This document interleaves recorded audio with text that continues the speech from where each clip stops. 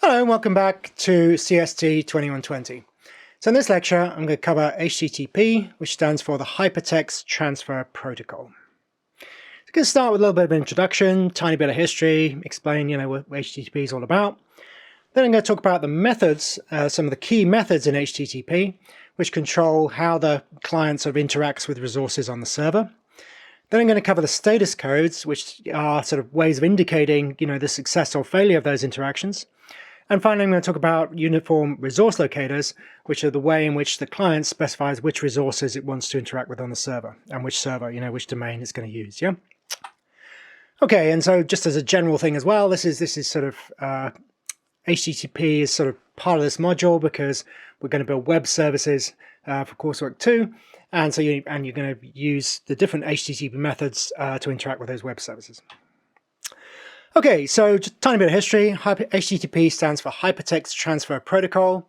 And it's developed by Tim Berners-Lee, who was working at the European Organization for Nuclear Research, or CERN, right? So these guys are doing sort of big-scale particle physics, you can see sort of on the right, and when they're sort of circulating, they've got this sort of Large Hadron Collider, they're circulating the particles around this massive ring network, I think it's Switzerland probably, and smashing them into each other to discover, fundamental facts about elementary particles, yeah?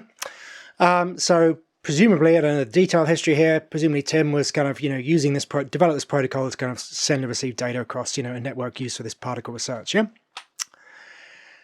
So you may have come across protocols in kind of studies of networking, but just as sort of for those of you who haven't, a protocol sort of defines the structure of a message. It says what goes where in a message. And we can have a protocol for kind of, diplomacy between countries, right? But we can also have a protocol for communication between computers, yeah? And in order for that communication to work, the computer needs to know, which bytes in the message contain which information, yeah? And that's essentially what a protocol is. And you might have sort of multiple different protocols to control different interactions between computer systems, yeah? So HTTP is what's called an application layer protocol. So it's operating between processes that are running on a computer, i.e. applications, across a network, yeah? So the HTTP, we have what's called a network stack, which again, you may have covered in your networking.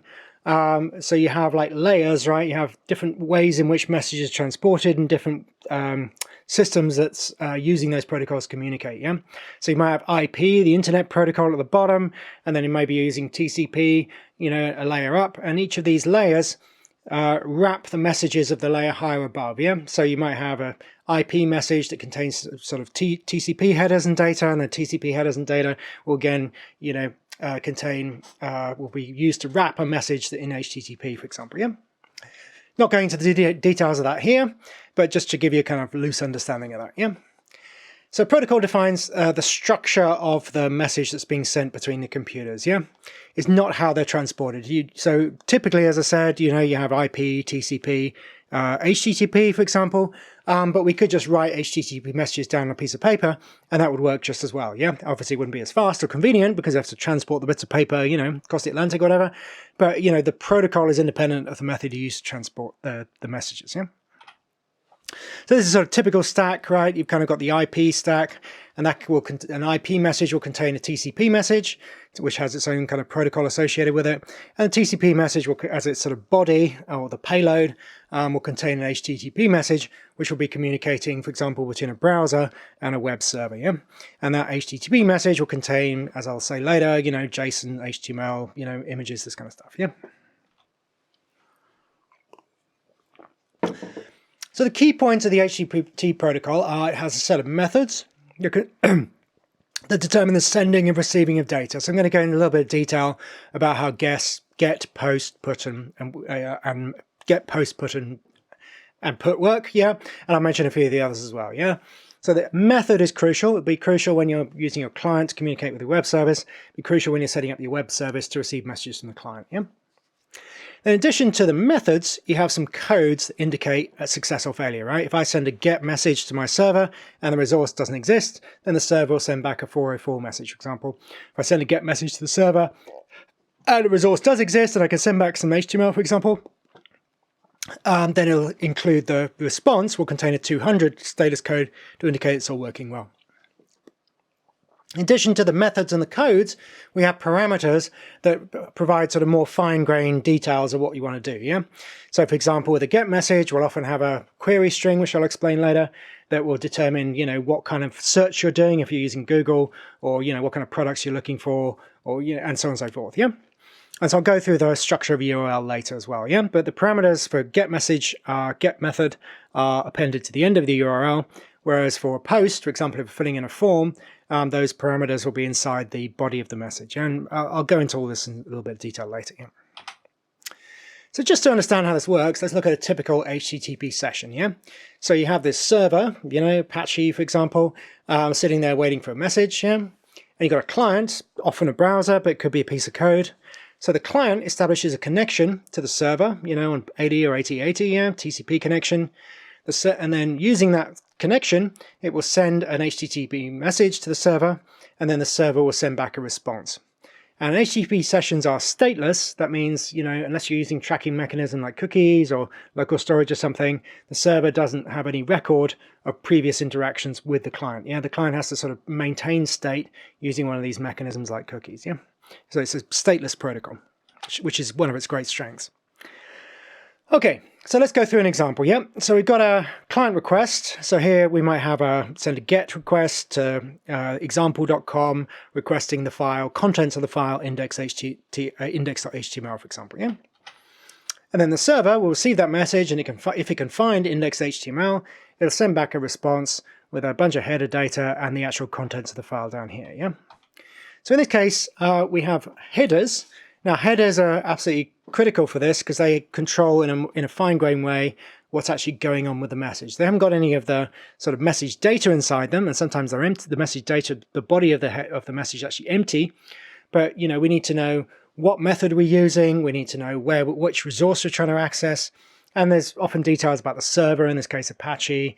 The content type, which I'll come to later, and various other headers. And there might be authentication things in the header as well sometimes. These can be quite long and complicated HTTP headers, yeah? In addition to the headers, we have the body of the message, yeah? So when we're sending a GET request, the body's typically empty. With put and post, for example, the body will have the parameters that we want to send to the server, yeah? And when we're getting a response from the server, the body can contain HTML or JSON or images or, so on and so forth, yeah? So as I mentioned in the beginning, HTTP was originally developed so we could exchange HTML data like that, but now we're using it for a lot of other formats. We use it for XML used to be used a lot with HTTP. In this coursework, we're going to be using JSON. We can also send images. We can also kind of make up our own data and put it into an HTTP packet. Yeah. So like I said here, and originally it was all about sending HTML, but the web has sort of expanded and changed. So now JSON is a very common format to put in the body of messages, and that's what we're going to be doing in coursework 2. Okay, so that's the sort of introduction-y stuff. Let's have a look at some of these methods. Yeah, an HTTP method specifies what you want to do with a resource on the server. Yeah, and how you specify the resource we'll come to later with the uniform resource location stuff. Yeah. But the methods are sort of determining what sort of interaction we want to do, yeah? And as I mentioned before, the method is part of the header of the request. So the request sends a method with some other parameters, and then it gets back, what it's kind of expecting kind of thing. So if it sends a GET, it gets back the data that it's requested, yeah? Now I'm only going to go through 3 methods, which are GET, POST, and PUT. These are the ones that I'm expecting to use in your coursework. There's a few others, quite a few others, but for the moment we don't need to really worry about those too much, yeah? To understand what these methods do, or the differences in particular between them, we need to understand idempotency. Idempotency, I've never quite known how to pronounce that. It's a shorthand for explaining a sort of fairly simple concept, yeah? Even though it's a word that you wouldn't normally encounter, yeah? So an HTTP method is idempotent if a single request to the server is the same as multiple requests, yeah? So get, put, and delete are idempotent, whereas post is not idempotent, yeah? So even if the effect is the same, the server might respond differently depending on how many times you sent that message, yeah? So the example I'll use in a second is like orders. So if we send, 4 orders to the server, if the request is idempotent, then the server will only create a single order. Maybe the second time it'll send back some kind of error message. But if it's not idempotent, if the method's not idempotent, then the server might create 4 orders instead of 1 order, yeah? So this, and it all depends on the implementation details, so it's not such an important distinction, but you'll often see, people often mix up put and post, and that's why I'm sort of mentioning it here, yeah? But let's start with get, which is pretty straightforward, yeah? Get is requesting a resource, yeah? With a get request, the parameters are put at the end of the URL, and I'll explain how that works with the query string. And get is idempotent. If I request, you know, the homepage of Google 1 time, it's exactly the same as requesting the homepage of Google 1,000 times.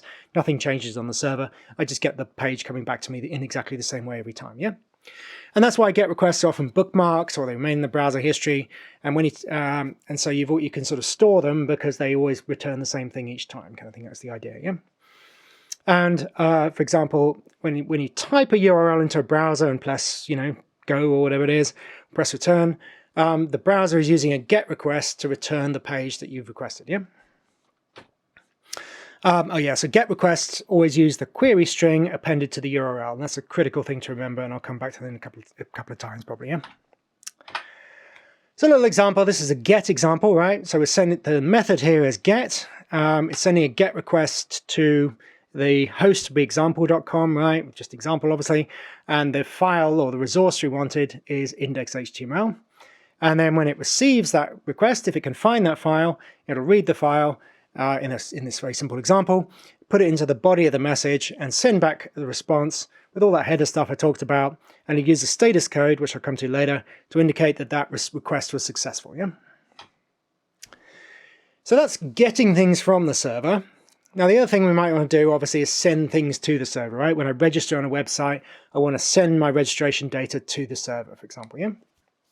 Now, post is different because instead of putting the parameters at the end of the URL, they go into the body of the message, yeah? So you can't bookmark them because the URL is always the same, but the parameters can be different each time, yeah?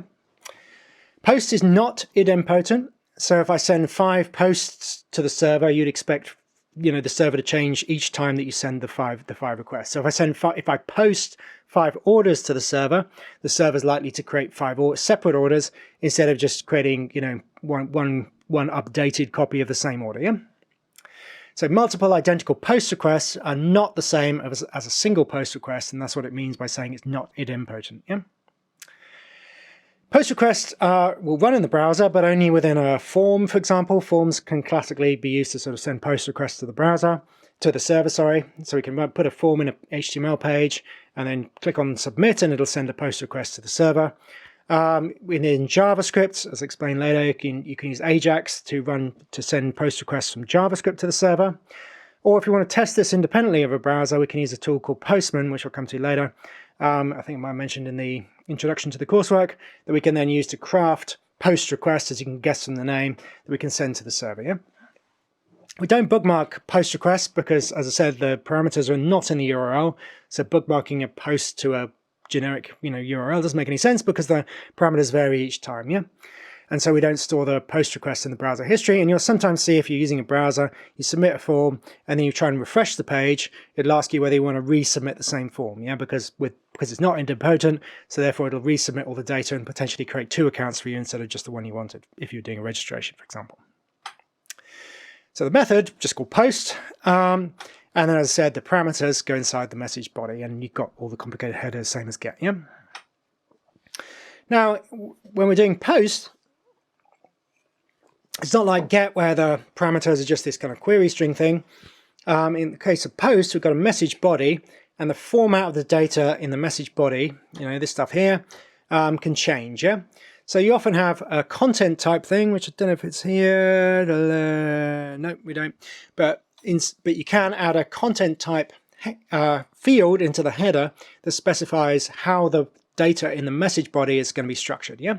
So the default is, you know, form URL encoded, which is basically the same as the query string at the end of a GET request, yeah? So you have this kind of key value thing, name equals John, and the ampersand parser equals 1, 2, 3, 4, yeah? So if you just have a standard form, you click submit, the content type will be by default form encoded, and it'll encode the data in the form in that way, and put it into the message body, yeah? But you can also post HTML to the server. In this case, use text HTML as the content type. And in our case, we're going to be sending JSON formatted data to the server. In that case, we use content type application JSON, yeah? In this, using standard way of formatting JSON documents, yeah? So that's the default, and then that's the one we're going to be using in coursework 2. So put is very similar to post, and I used to confuse them for years until I got my head around this idempotency thing, and that's why I'm being included in this talk. So put is also used to send data to the server. With put, the data is also included in the body of the message. You can't bookmark put requests; they're not stored in the in the history or anything like that. But the difference between put and post is that put is idempotent. Yeah. So if you have multiple identical put requests, are the same as a single put request, although they may return different error codes. Yeah. So if I put the same order 5 times, it's not going to create 5 orders, which is what post would do. Instead, it would just create a single order, yeah?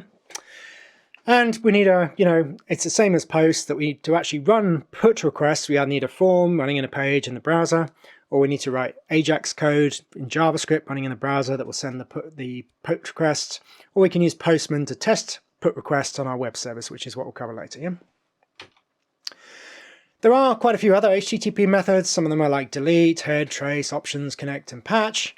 Delete comes into play when we're using a web service to kind of manipulate resources and we want to delete a resource. But we're not using it in this coursework, so I haven't included it as my key HTTP methods. Okay, so when we send this HTTP message with a request like get, put, or post to the server needs to tell us whether that worked or not, yeah? And that's where status codes come in, yeah? So the first line of response header contains a status code for the request. And that indicates whether the request succeeded or whether it failed, yeah? And it might also contain information about the type of error. So if you look into HTTP status codes, you'll find there's a lot of different ones, yeah? And they're all quite complicated and they're all very well defined, yeah? So if you look at, again, my little sort of example, here's my HTTP response. And you can see here it's got 200, and that kind of means okay. That means that the method was successful and in this case returned the data that was requested by the client. Yeah.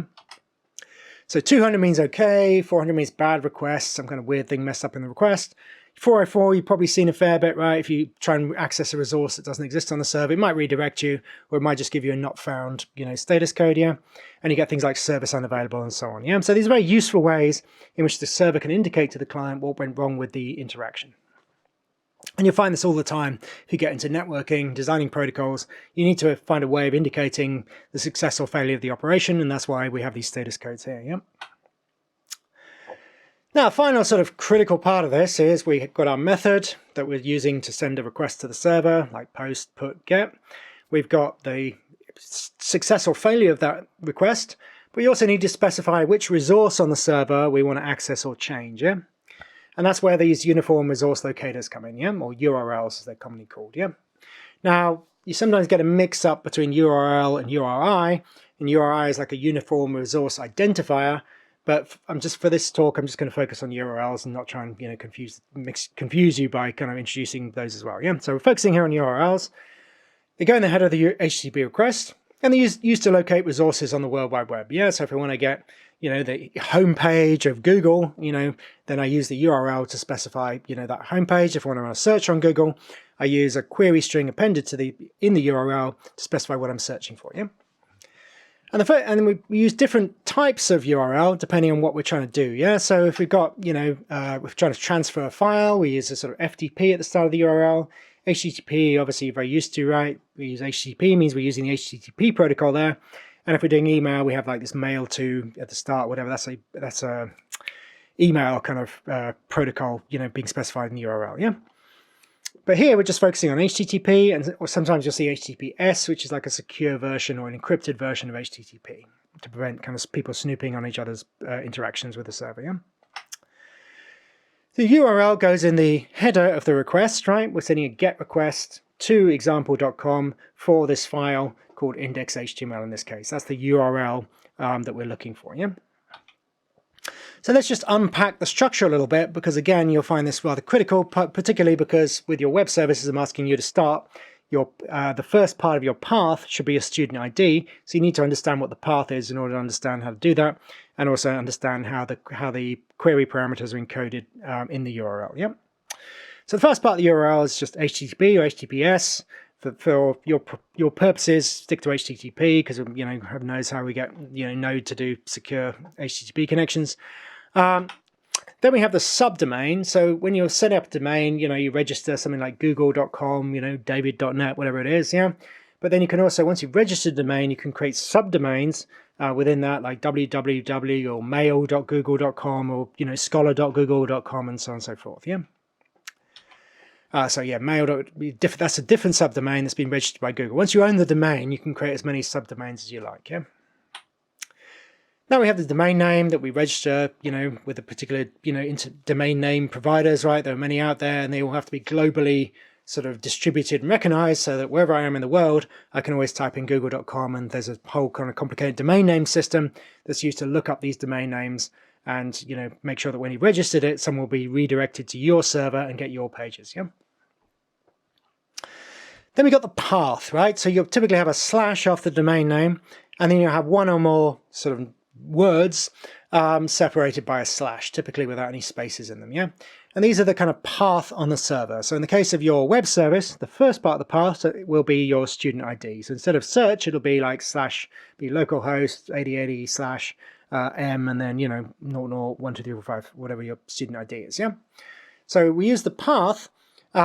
So when you're just building websites, this path is typically a folder on the web server's file system, right? So for Coursework 1, you might have had a subfolder called pages or something within which some of your files were. So when you navigated to when you wanted to view something inside that subfolder, you'd have localhost 8080 slash pages slash, game.html or something like that, yeah?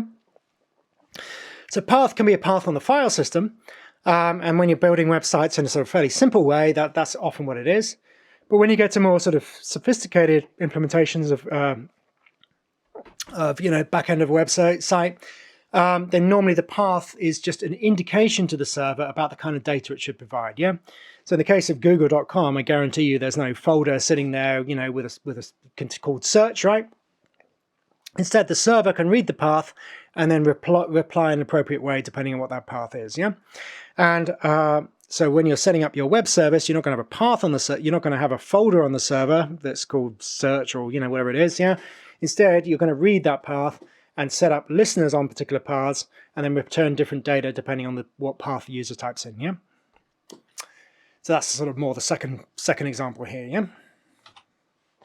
And finally, at the end of the URL, you have the query parameters. So you have a question mark, and then in this case, a bunch of key value pairs. Yeah, so Q in this case is the kind of Google query or whatever, but you can set up your own query parameters to fine tune what the server does in response to a GET request or put or post, well, in response to GET, because these query parameters are put in the body of the message you put in post. Yeah, so it's only GET that these query parameters really matter. Yeah. So the query string, important to understand. Yeah. So at the end of the URL, you have a question mark, and then you have a series of key value pairs separated by an ampersand, yeah? Don't put spaces in, the browser will automatically, escape them, but maybe Postman won't. So just never use spaces when you're dealing with URLs, yeah? Always use lowercase, no spaces, and then your life will generally be a lot easier, yeah?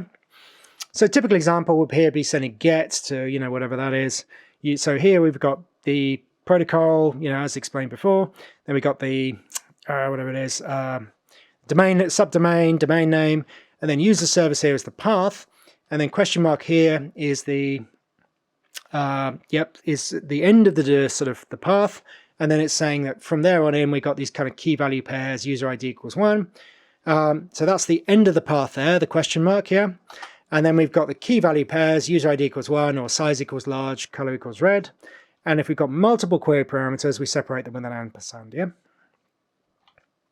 So for example, what we use these query parameters to do is we're sending information to the server, and what the server does is it reads the query string, extracts these key value pairs, and uses them to control the data sent back to the client, right? So suppose we had sent the query string, we've got a cats path, right?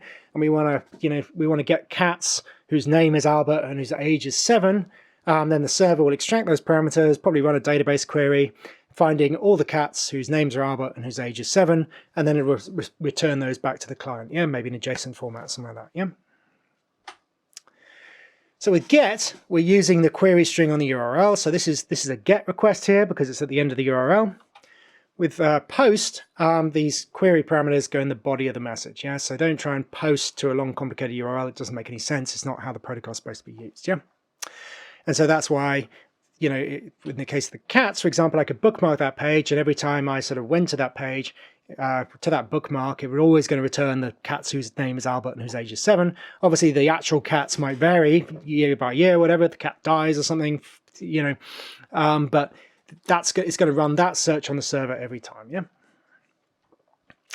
So in your coursework, you need to understand HTTP, which is why I've done this, you know, record this lecture, because HTTP is used in conjunction with web services, and that's what you're going to build, right? So the second submission of coursework 2 will be a basic web service, and here I'm being very specific, saying you need to send data from the client to the server using HTTP post or put, and also request data from the server using a GET request. Yeah. So if you don't understand what HTTP is, you're not going to be able to understand what I'm asking you to do here. Yeah. And it's going to GET post stuff. It's everywhere in the web. Yeah. You know, wherever you're building, you know, website or web service, you have to deal with to understand what these methods mean and what, you know, have a rough grip on how the status codes and you also need to understand how URLs work. Yeah. So that's why we're covering it here. Okay, so in this lecture, I've introduced the HTTP protocol. I've explained that, you know, it's absolutely central to everything doing in the World Wide Web. It's a very simple protocol, really, with a few bells and whistles, but people have found it so useful because of its simplicity and its good design that it just is absolutely everywhere now, yeah? So it's absolutely central role. I've covered the 3 methods you're going to need for your coursework, for your web service, and which are GET, POST, and PUT. And we're using these status codes like 200, 404 to indicate whether that request has worked or whether it hasn't. Yeah. In a GET request, we put the parameters at the end of the URL. In a POST request, the parameters go in the body of the message. Yeah. Like if we're registering, we'd send it with POST or PUT and put the parameters in the body of the message. Yeah. We're using this originally it's designed for HTML, but now we use it for JSON, XML, and lots of other formats. Yeah. And as explained, you need to understand HTTP to implement the web service in coursework 2, right? So. And that's it.